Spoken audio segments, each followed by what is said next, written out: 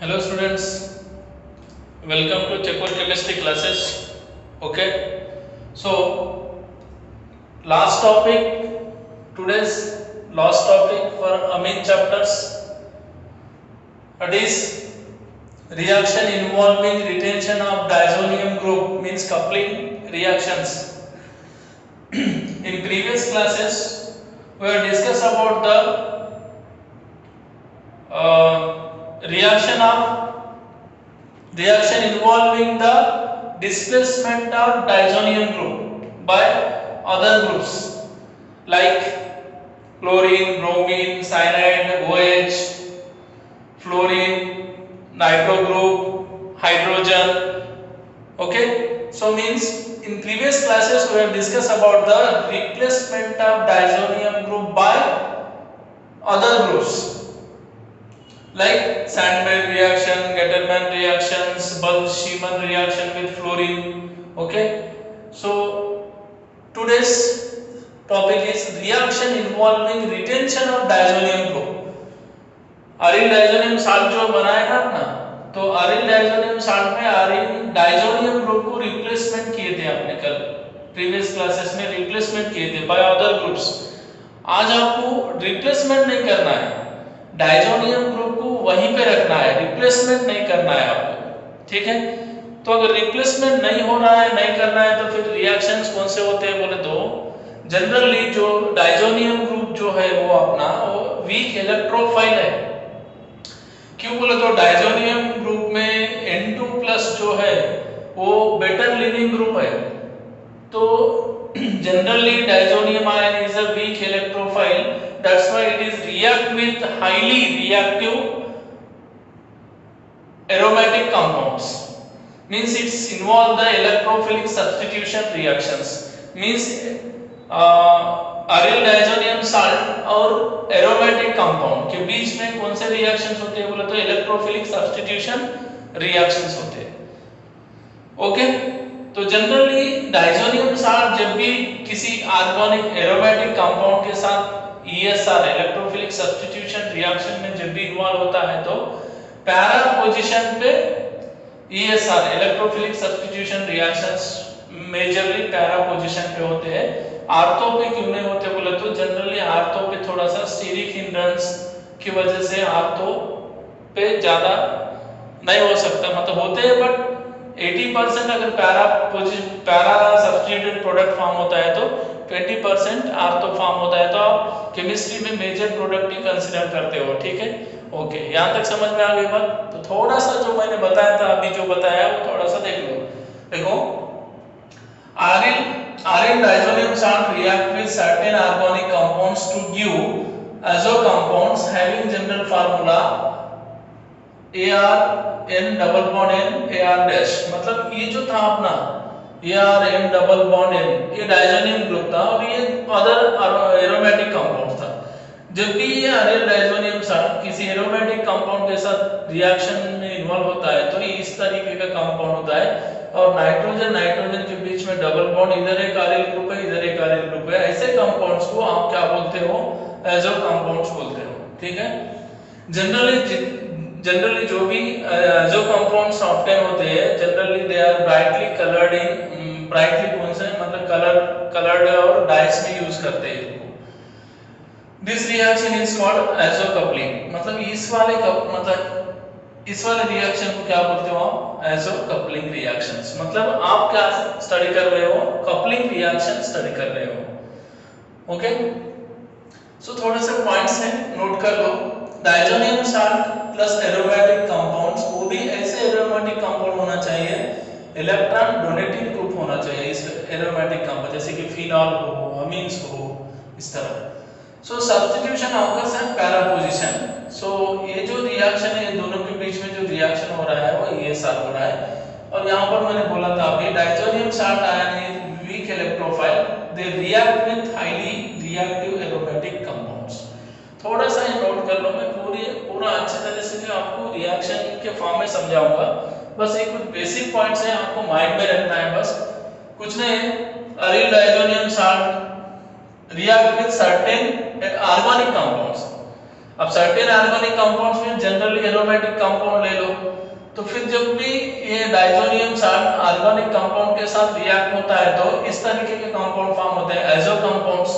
Azo compounds का general formula AR double bond AR dash. This reaction is called azo coupling reactions. और इसमें कुछ points, diazonium salt को aromatic compound के साथ रिएक्ट करना है, और एरोमेटिक कंपाउंड्स आपके कैसे होने चाहिए, electron donating group containing aromatic compound. और ये जनरली कौन से पोजीशन पे ESR होते हैं बोले तो पैरा पोजीशन पे, क्यों बोले तो यहाँ पे EDG ग्रुप है, EDG ग्रुप होने से R तो पैरा पे होते हैं, but in case of diazonium salt में पैरा पे अटैक होता है डाइजोनियम साल्ट, इसके पैरा पोजीशन पे अटैक होता है। It is an electrophilic substitution reaction of diazonium salt ion are very weak electrophile, they react with highly reactive aromatic compounds. Okay, ठीक है, ये तो जनरल चीजें थी, याद रखो या फिर मत रखो, बट आपको समझ में आ जाएंगे, अभी टेंशन मत लो।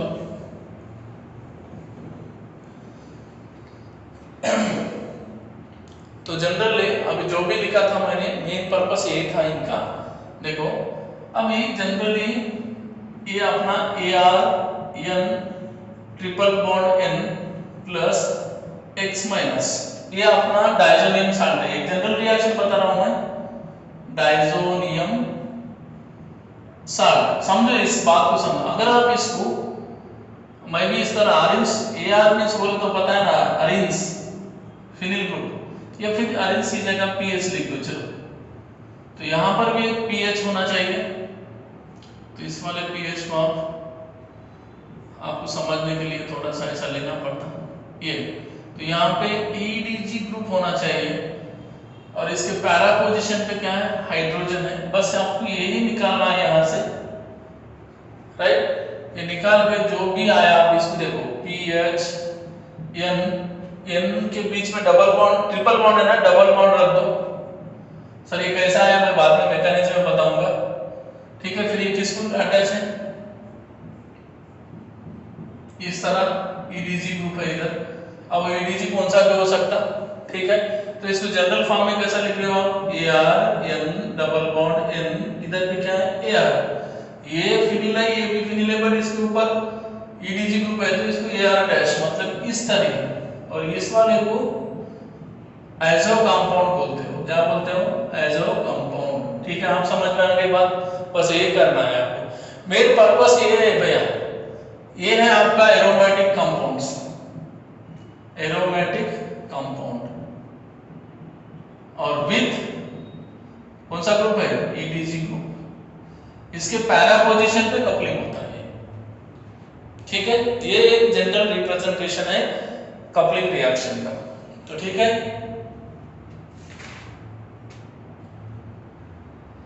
ओके, और जनरली जो कंपाउंड होते हैं एजो कंपाउंड्स, वो ब्राइट कलर शो करते हैं, इसलिए इनको डाइस में यूज करते हैं, डाई, राइट।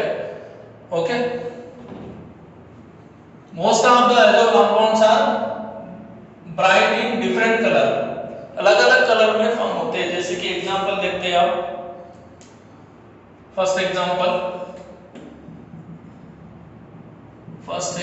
लेते हैं। अगर आपने पूरा का पूरा ले लो डाइजोनियम साल्ट, आपको समझ में आए ऐसा ले लो भैया, N प्लस और यहाँ पे क्या है X minus plus,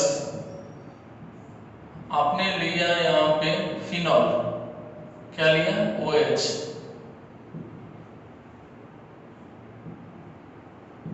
phenol, right. यहाँ पर इसके पैरा पोजीशन पे हाइड्रोजन है। और जनरली यहाँ पर अच्छे से देखो, this reaction carried out in slightly mild basic medium OH minus, alkaline medium में होना चाहिए रिएक्शन, अल्कालाइन मीडियम में। तो यहां से इस वाले ग्रुप को निकाल दो, और बैलेंस में जो है वो लिख दो, ऐसा दिख रहा है ना, ओके, मतलब थोड़ा उस साइड चलेगा। सो N डबल बॉन्ड N, इधर OH, राइट, प्लस निकला क्या, HCl निकल गया, ठीक है, HCl निकल गया, ओके, HCl निकल गया। तो इसका ये जो कंपाउंड बना ये है एजो कंपाउंड, ठीक है, इसका नाम क्या है, देखो इसके पैरा पोजीशन पे, अब इसके कंपैरिजन में पैरा हो गया, पैरा हाइड्रोक्सी एजो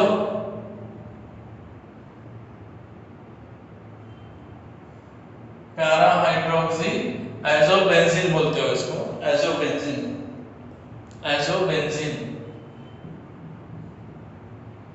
ठीक है। और ये जनरली कौन से कलर में बोले तो ऑरेंज कलर में, ये कौन से कलर में, ऑरेंज डाई, ऑरेंज कलर में होता है। देखो भैया स्टेटमेंट बता रहा हूं, देखो व्हेन बेंजीन डायजोनियम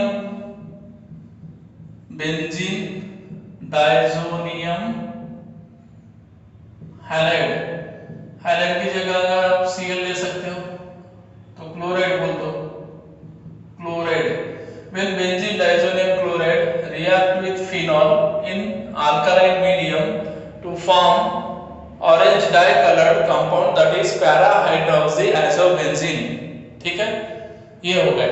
सर ये मैकेनिज्म कैसे होता है बोले तो जनरली फर्स्ट क्या होता है बोले तो फिनॉल लेना है आपको, फिनॉल, और ये फिनॉल है इन प्रेजेंस ऑफ बेस, क्या होता है बोले तो बेस अल्कलाइन मीडियम में फिनॉक्साइड आयन, क्यों बोले तो फिनॉल से फिनॉक्साइड आयन ज्यादा स्टेबल होता है ना, तो इस तरह ये क्या फॉर्म हुआ, फिनॉक्साइड आयन, ओके, यहां से क्या हुआ आपको पता है भाई, यहाँ पे लोन पेयर और ये बेस प्रोटॉन एक्सेप्ट कर लिया, -H2O निकल गया, फिनॉक्साइड आयन फॉर्म हो गया, फिनॉक्साइड आयन, ठीक है। अब ये फिनॉक्साइड आयन के रेजोनेटिंग स्ट्रक्चर मालूम है आपको, रेजोनेंस मतलब ये इधर इस वक्त ये वाला इधर, ठीक है, तो क्या हुआ अभी डबल बॉन्ड हो, हाँ यहाँ पर माइनस, फिर और इसको रेजोनेटिंग कंटिन्यू करो, ये इधर ये वाला यहाँ पे, राइट, माइनस, ठीक है ना, इस तरह रेजोनेटिंग स्ट्रक्चर होते हैं इसके बाद में, और ये यहाँ पे और यहाँ पे माइनस, और बाद में इधर फिर से वापस वाला पहले का फिनॉक्साइड आयन आ गया, O माइनस, ठीक है। तो ये हो गया फर्स्ट स्टेप में phenol converting to phenoxide ion. अब फिनॉक्साइड आयन में रेजोनेटिंग स्ट्रक्चर देखते हो तो आर्थो और पैरा पोजीशन के ऊपर क्या है, नेगेटिव चार्ज डीलोकलाइज हो रहा है, ओके, आर्थो और पैरा पोजीशन पे नेगेटिव चार्ज डीलोकलाइज हो रहा है। तो अब आर्थो पे भी इलेक्ट्रोफाइल अटैक हो सकता है और पैरा पे भी अटैक हो सकता है, but para is the major. तो आपको सेकंड स्टेप पे क्या करना है, अभी सेकंड स्टेप पे क्या करना है बोले तो क्या करना है अभी आपको यहां से पैरा वाला रेजोनेटिंग स्ट्रक्चर उठा लो, क्यों बोले तो मोस्ट स्टेबल वही फॉर्म हो रहा है। तो देखो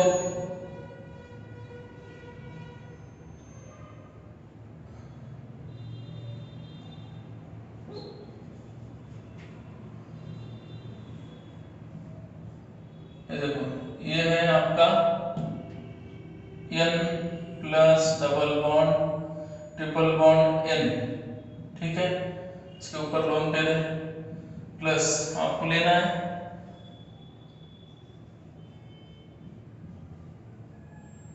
O, ये वाला रेजोनेटिंग स्ट्रक्चर, राइट। अब क्या होगा अब देखो ना यहाँ पे इस वाले नाइट्रोजन के ऊपर कौन सा चार्ज है, प्लस चार्ज है, तो ये पाई इलेक्ट्रॉन्स इधर ट्रांसफर हो गए, तो ठीक है, इधर ट्रांसफर होने के बाद ये इस पे अटैक करेंगे, ठीक है। तो अभी क्या हो,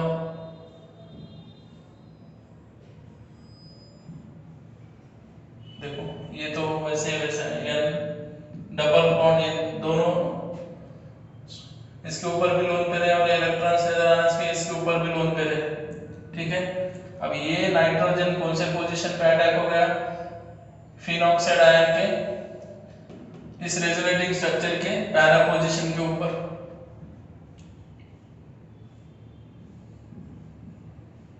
इस तरह, ओके, ये हो गया।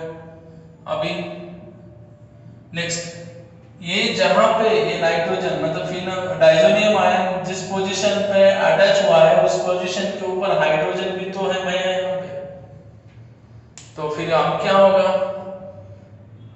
ये इलेक्ट्रॉन्स इधर चले गए, तो ये इधर, तो ये यहाँ पे, तो यहाँ से क्या निकला, H+ निकल गया, और H+ कहाँ जाएगा, इस वाले ऑक्सीजन के ऊपर, तो क्या हुआ, N डबल बॉन्ड N,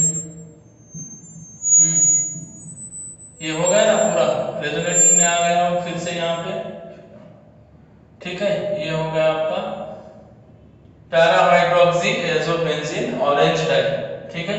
सो इस तरह रिएक्शन होता है फिनॉल के साथ, मतलब diazonium salt when react with phenol, phenol एक वीक एसिड है, आपको पता है फिनॉल एक वीक एसिड है, मतलब जब भी आप डाइजोनियम साल्ट को एसिडिक कंपाउंड के साथ रिएक्ट करते हो तो बेसिक मीडियम यूज करो, और जब डाइजोनियम साल्ट को अगर आप बेसिक कंपाउंड के साथ रिएक्ट करते हो तो आप एसिडिक मीडियम, वो भी स्लाइटली एसिडिक मीडियम यूज करना है, समझ में आ गई बात। सो अभी यहाँ पे याद रखो, जब भी benzene diazonium chloride means diazonium salt phenol के साथ रिएक्ट होता है तो ऑरेंज डाई फॉर्म होता है, हाँ, प्रैक्टिकली आपको ये आइडेंटिफाई करना है, ठीक है।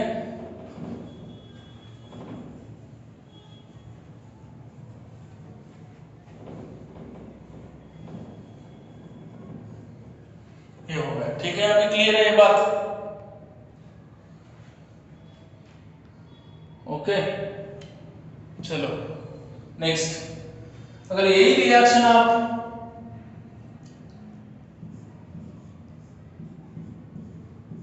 N double triple bond N+ और यहाँ पे Cl- प्लस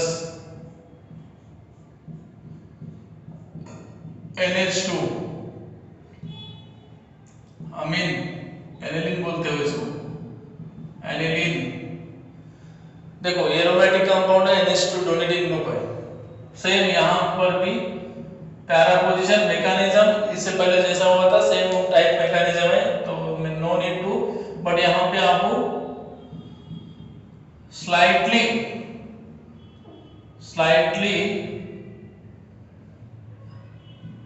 एसिडिक मीडियम लेना है, स्ट्रॉन्ग भी नहीं, स्लाइटली एसिडिक, माइल्ड एसिडिक, मतलब पीएच जो है आपका 5 to 7 के बीच में होना है, अगर ज्यादा एसिडिक लिया तो यहाँ पे वो बातें बताऊंगा।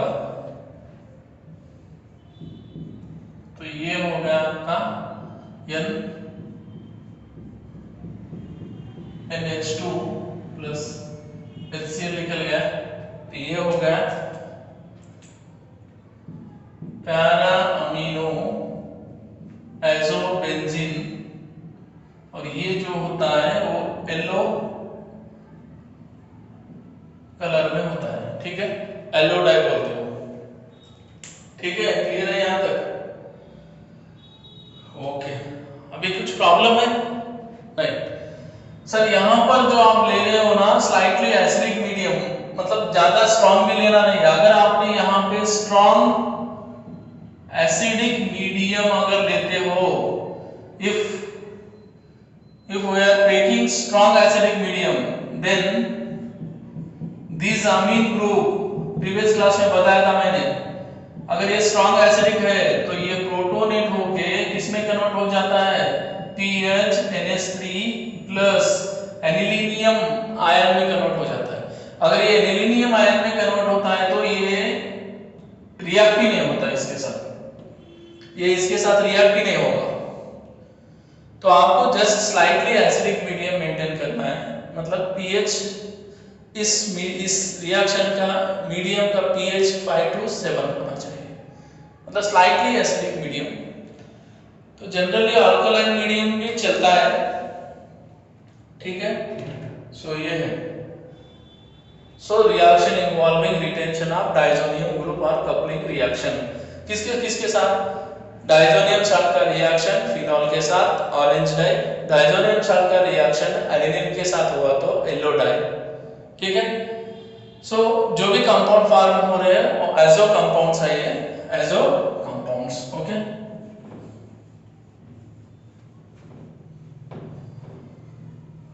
ठीक है, ये बात हो गई।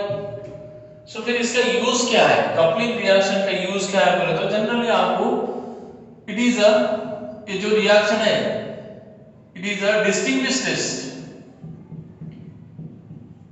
distinguish between primary aliphatic and primary aromatic। Sir ये तो आपने नाइट्रस एसिड के साथ भी किया था, वहां किया था नाइट्रस एसिड के साथ भी ये रिएक्शन किया था। प्राइमरी एलिफेटिक अमीन्स जब नाइट्रस एसिड के साथ रिएक्ट होते हैं तो डायजोनियम साल्ट फॉर्म होता है, बट वो अनस्टेबल होने की वजह से डिकम्पोज होकर N2 गैस रिलीज होती है, ठीक है। बट वो N2 गैस रिलीज होना, बबल्स ऑब्जर्वेशन होना, ये बहुत थोड़ा सा डिफिकल्ट है, बट यहाँ से बहुत क्लियरली आप आइडेंटिफाई कर सकते हो by using this reaction. For example कैसा बोले तो आप प्राइमरी एलिफेटिक अमीन्स लिए, कुछ भी प्राइमरी एलिफेटिक अमीन्स, और यहाँ पे प्राइमरी एरोमेटिक अमीन्स लिया, प्राइमरी एरोमेटिक अमीन्स, आपने इसको क्या ऐड कर दिया, प्राइमरी एलिफेटिक अमीन्स का डायजोनियम साल्ट बनाया, डायजोनियम साल्ट बनाया, इसका भी तुमने क्या किया, डायजोनियम साल्ट बनाया, डायजोनियम साल्ट। आपको पता है डायजोनियम साल्ट बनाना बोले तो किसके साथ रिएक्ट करना है, HNO2 नाइट्रस एसिड के साथ, यहाँ पर भी नाइट्रस एसिड के साथ रिएक्ट किया, डायजोनियम साल्ट दोनों बन गए। बट ये जो डायजोनियम साल्ट है ये क्या था, अनस्टेबल था, ये क्या है, स्टेबल है, ठीक है ना, स्टेबल है। तो आप इसको क्या करो, फिनॉल के साथ रिएक्ट करो, डायजोनियम साल्ट को फिनॉल के साथ रिएक्ट करने के बाद आपको क्या फॉर्म होता है, ऑरेंज डाई कंपाउंड फॉर्म होता है। बट इस वाले डायजोनियम साल्ट अनस्टेबल होने की वजह से वो फिनॉल के साथ रिएक्ट ही नहीं होता, फिनॉल के साथ नो रिएक्शन, नो रिएक्शन। तो यहाँ पर ऑरेंज डाई फॉर्म होने के चांसेस नहीं है, और यहाँ पर ऑरेंज डाई, मतलब आपको दो टेस्ट ट्यूब दिया, एक में प्राइमरी एरोमेटिक अमीन है और दूसरे में प्राइमरी एलिफेटिक अमीन है, और आपने क्या किया, दोनों को डायजोनियम साल्ट में कन्वर्ट कर दिया और दोनों को फिनॉल ऐड कर दिया। तो जिसमें ऑरेंज डाई फॉर्म हुआ वो समझ लेना कि उस टेस्ट ट्यूब में क्या है, प्राइमरी एरोमेटिक अमीन है, और जहां पे ऑरेंज डाई फॉर्म नहीं हुआ उसमें प्राइमरी एलिफेटिक अमीन है। सो this is the main important of this reactions, okay.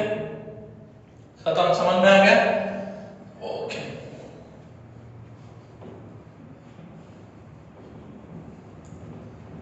हम आपको एक सिंपल सा नीट और JEE exam point of view से what are the importance of diazonium salt, uses of diazonium salt, uses of diazonium salt. Simple है भाई, जितना भी आपने केमिकल प्रॉपर्टी स्टडी की है वो सारे के सारे यूजेस है। मतलब जैसा है कि आप ये सपोज ये है आपका N2 plus X minus, it is a diazonium salt, diazonium salt. अब ये क्या है बोलो तो एक वर्सटाइल रिएजेंट है, वर्सटाइल रिएजेंट है, मतलब यहाँ इस वाले कंपाउंड को लेकर आप सो मेनी कंपाउंड्स प्रिपेयर कर सकते हो, जैसे कि by using this chlorobenzene, bromobenzene, iodobenzene, fluorobenzene और नाइट्रोबेंजीन। और क्या तैयार कर सकते हो? Benzene, right. और क्या प्रिपेयर कर रहे हो? डाइस, मतलब कपलिंग रिएक्शन। तो ये सारे यूजेस ही तो है, राइट। मतलब जैसे कि सैंडमैन रिएक्शन में क्लोरीनेशन ब्रोमिनेशन पॉसिबल है, आयोडीनेशन पॉसिबल नहीं है, but by using diazonium salt आप आयोडीनेशन भी कर सकते हो, मतलब N2 को हटा के आयोडीन लगा सकते हो। N2 की फ्लोरीनेशन तो पॉसिबल ही नहीं है, डायरेक्ट फ्लोरीनेशन पॉसिबल नहीं है। Nucleophilic substitution reaction fluorination iodination possible नहीं था, बट आपने डायजोनियम साल्ट से पॉसिबल कर दिया। मतलब जो डायरेक्टली प्रिपेयर नहीं कर सकते हो वो इनडायरेक्टली डायजोनियम साल्ट यूज करके प्रिपेयर कर सकते हो आप। So it is the main use of aryl diazonium salt, right. और क्या फॉर्म हो रहा है?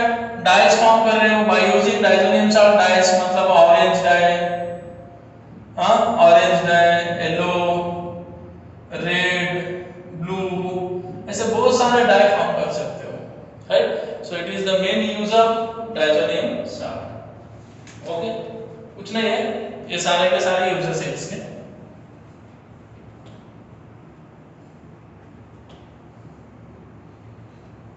अभी नेक्स्ट है फॉर नीट और जेडबलई के लिए थोड़ा सा इंपॉर्टेंट, नीट और जेडबलई पर्पस, थोड़ा एग्जांपल इसके ऊपर आपको पूछ सकते हैं। So name of test, primary means, secondary means और टर्शियरी मींस। आपने जो भी पढ़ा वो कंफ्यूज नहीं होना, मतलब सर प्राइमरी मींस ये टेस्ट देते हैं, सेकेंडरी ये नहीं देते, टर्शियरी वो देते हैं, ये नहीं देते हैं, मतलब कौन से टेस्ट कौन से मींस देते हैं, तो ये सारा अपन देखेंगे। फर्स्ट सोलिबिलिटी देखेंगे। सोलिबिलिटी दो केसेस में देखना है आपको। एक सोलिबिलिटी ए विथ वाटर और बी विथ एक्वस HCl। तो जब भी आप वाटर देखते हो तो ये इनसोल्युबल है, ये भी इनसोल्युबल है, ये भी इनसोल्युबल है। HCl में सारे के सारे सोल्युबल है, ठीक है, समझ में आ रहा है। मतलब primary secondary tertiary means water में इनसोल्युबल है, जनरली सोल्युबल तो आपने पढ़ा था, बट वो हाइड्रोजन बॉन्डिंग के साथ सम अमाउंट ऑफ सोल्युबल है, बट कंसीडर करते हो कि amines are insoluble in water but soluble in aqueous HCl, okay. पर इससे आपको पता नहीं चलता सोल्युबल है इनसोल्युबल है, कुछ भी समझ में नहीं आता, तो ये टेस्ट उतना यूज नहीं है। सेकंड वाला टेस्ट जो है वो कार्बाइल अमीन टेस्ट।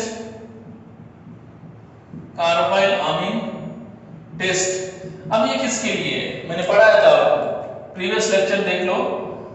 कार्बाइल अमीन टेस्ट मतलब ऐसा स्मेल आता है, डेंजरस स्मेल, पंजेंट स्मेल, आप ले नहीं सकते, आइसोसाइनाइड फॉर्म होता है, और वो ओनली प्राइमरी अमीन्स ही देते हैं। Primary amines use this test, primary amines use this test. अब वो प्राइमरी अमीन्स दो भी होते हैं, कौन से एलिफैटिक भी देते हैं और एरोमेटिक भी देते हैं, दोनों भी देते हैं। सो ये नहीं देते, ये भी नहीं दे सकते, ठीक है, राइट। तीसरा क्या? एसिटाइलेशन, पढ़ाया था मैंने, acetylation reaction of amines with acetic anhydride या फिर एसिटाइल क्लोराइड। प्राइमरी अमीन्स और सेकेंडरी अमीन्स देते हैं, टर्शियरी अमीन्स नहीं देते हैं। मतलब टर्शियरी अमीन्स से प्राइमरी सेकेंडरी आइडेंटिफाई कर सकते हो, या फिर प्राइमरी सेकेंडरी टर्शियरी से टर्शियरी को सेपरेट कर सकते हो by using acetylation. Fourth nitrous acid, तो यहां पर होता है, यहां पे बी होता है, यहां पर साल्ट फॉर्म होता है, नो रिएक्शन बोले तो चलता है, due to the absence of hydrogen. मतलब यहाँ पे डाइजोनियम साल्ट फॉर्म होता है, डाइजोनियम साल्ट। बट यहाँ पे अगर एलिफेटिक होता है तो अनस्टेबल अल्कोहल फॉर्म हो जाता है, और एरोमेटिक में ये वाला आपने जो स्टडी किया था बेंजीन डाइजोनियम साल्ट फॉर्म होता है। और सेकेंडरी अमीन्स एलिफेटिक और एरोमेटिक बोथ, उनमें N substituted oily N substituted nitroso compound form होता है। क्या फॉर्म होता है? Nitroso compound, oily N substituted nitroso compound form होता है दोनों में भी, और वो रिएक्शन नहीं देते। ठीक है। फिफ्थ, हिंसबर्ग टेस्ट सबसे इंपॉर्टेंट है, सारे के सारे आमीन्स को आइडेंटिफाई करने के लिए सबसे बेस्ट और बेटर टेस्ट है हिंसबर्ग टेस्ट। तो क्या होता है? प्राइमरी अमीन जो है एलिफेटिक हो कि एरोमेटिक हो, क्लियर सॉल्यूशन देते हैं, clear solution in aqueous NaOH। पूरा रिएक्शन देख लो प्रीवियस लेक्चर्स। यहां पर इनसोल्यूबल फॉर्म होता है, इनसोल्यूबल इन एक्वस NaOH। ये तो नो रिएक्शन ही है, no reaction with Hinsberg reagent. ठीक है। और लास्ट है sixth, coupling reaction. Coupling reaction ये देते, ये और ये नहीं देते, बस हो गया। So this is the distinguish between primary secondary. मतलब याद रखना है आपको, solubility carbylamine test only primary amines देते हैं, सेकेंडरी टर्शियरी नहीं देते। Acetylation primary and secondary gives tertiary not. Nitrous acid तो आपको देखना है, प्राइमरी अमीन्स दो तरीके के होते हैं, एलिफेटिक एरोमेटिक। अगर एलिफेटिक नाइट्रस एसिड के साथ रिएक्ट होते हैं तो क्या फॉर्म होता है, और एरोमेटिक नाइट्रस एसिड से रिएक्ट होते हैं तो क्या फॉर्म होता है। और सेकेंडरी तो कॉमन है दोनों के लिए, tertiary no reaction. Hinsberg test में प्राइमरी अमीन्स हिंसबर्ग रिएजेंट के साथ रिएक्ट होके एक कॉम्प्लेक्स फॉर्म करता है, और उस कॉम्प्लेक्स को आप NaOH में डिसॉल्व करते हो तो क्लियर सॉल्यूशन फॉर्म होता है। मैंने बताया था हिंसबर्ग टेस्ट देख लो। और यहाँ पे कपलिंग रिएक्शन अभी प्रीवियसली अभी जस्ट बिफोर 5 मिनट्स अभी मैंने बताया था। ठीक है। ओके, सो आज अपना अमीन्स चैप्टर कंप्लीट हुआ है, totally completed. Okay, so next class next chapter के साथ स्टार्ट करेंगे। Okay, thank you.